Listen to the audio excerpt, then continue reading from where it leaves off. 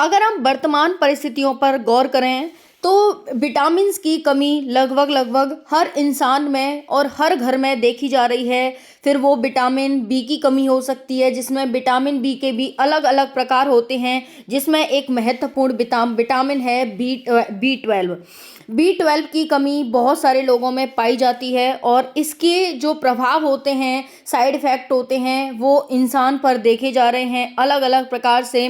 काफ़ी अलग अलग प्रभाव होते हैं और बहुत डेंजरस प्रभाव माना जाता है विटामिन बी की कमी का। तो हम आज की वीडियो में बात करने वाले हैं कि इस बढ़ती हुई जनसंख्या के माहौल में और बहुत सारे पोषक तत्वों की कमी हो रही है, मिलावट बहुत ज़्यादा आ रही है, क्योंकि भाई जनसंख्या की पूर्ति करनी है। तो ऐसी स्थिति में विटामिन 12 की जो कमी हो जाती है, बी 12 की कमी हो जाती है, तो इस बी 12 की कमी को हम कैसे पूर्ति करें और कैसे इस विटामिन बी 12 की कमी से बचें, आज की ये वीडियो हमारे इसी टॉपिक पर रहने वाली है।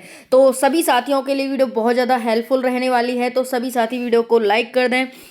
जितने भी चैनल पर नए हैं सब्सक्राइब कर लें। आपके हेल्थ से संबंधित, आपके आसपास के इन्वायरमेंट से संबंधित, आपके काम की चीज़ें प्रोवाइड करती जाती रहेंगी। जैसे कि कल ही मैंने एक वीडियो प्रोवाइड की थी आप सभी को कि अगर ज़मीन पर आप परमानेंट हक पाना चाहते हैं तो आप किस तरह से प्राप्त कर सकते हैं। जैसे आपकी ज़मीन पर किसी ने हड़प लिया है, आपके कागजात खो गए हैं, तो आप कैसे उसे फिर से अपनी ज़मीन पर मालिकाना हक जता सकते हैं, उस पर मैंने वीडियो बनाई थी। नहीं देखी है तो सभी जाकर देख लेना। चलिए हम बात करते हैं विटामिन बी 12 की कमी को दूर करने के लिए रोटी बनाने से पहले आटे में मिलाएं, ये एक चीज़, फिर कभी नहीं होगी विटामिन बी 12 की कमी। देखिए बहुत सारे लोग कहेंगे विटामिन बी 12 की कमी है, ये वाले कैप्सूल खा लो, इतने महंगे महंगे आपको कैप्सूल बताएंगे और क्या है कि बहुत सारी चीज़ें बताएंगे कि ये फ्रूट खाओ, वो फ्रूट खाओ। अब भाई गरीब इंसान नहीं खा सकता, वो तो रोटी खा सकता है ना। हाँ ये जरूर है कि वो रोटी तो जरूर ही खाएगा, है ना, रोटी तो वो जरूर ही खाएगा। तो भाई आप किस तरह से रोटी में ही अपनी जितनी भी कमियां हैं उनकी पूर्ति कर सकते हैं और किस तरह से निरोगी हो सकते हैं, जितनी भी विटामिन्स की कमी होती हैं कैसे पूर्ति कर सकते हैं, आज की वीडियो में देखने वाले हैं। चलिए आगे बढ़ते हैं। अब देखिए यहाँ पर देखते हैं vitamin B 12 deficiency. Vitamin B 12 एक आवश्यक पोषक तत्व है। क्या है? एक आवश्यक पोषक तत्व होता है साथियों विटामिन बी 12। ओके, अब है नेक्स्ट जो रेड ब्लड सेल्स आपने आरबीसी देखा होगा, उनका निर्माण करती है, तंत्रिका तंत्र के रखरखाव और डीएनए के संश्लेषण में महत्वपूर्ण भूमिका निभाता है। दुर्भाग्य से कई कारणों से इस विटामिन की कमी हो जाती है, जिससे हमें थकान आने लगती है, कमजोरी होने लगती है, सुन्नता आ जाती है, झंझनाहट होती है, जैसी स्वास्थ्य समस्याएं पैदा होती हैं। अगर आपके भी ऐसी समस्याएं हो रही हैं, ऐसे इफेक्ट आपको दिख रहे हैं, तो समझ जाना कि बी 12 की कमी है।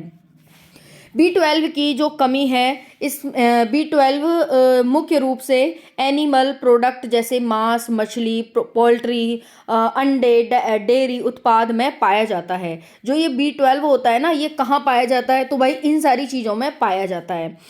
इसका मतलब है कि जो लोग वेजिटेरियन हैं और इस तरह के खाने का सेवन नहीं करते, उनमें इस विटामिन की कमी विकसित होने का खतरा ज़्यादा होता है। ठीक है, मतलब कहने का है कि भाई ये तो मांस मदिरा में पाया जाता है, लेकिन जो लोग मांस मदिरा नहीं खाते उनमें तो ज़्यादा ये बीमारी देखी जा सकती है।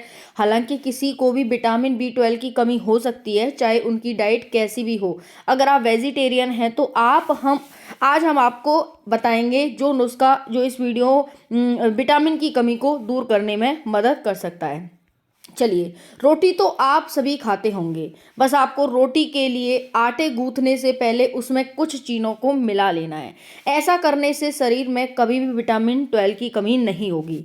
चलिए आइए देखते हैं।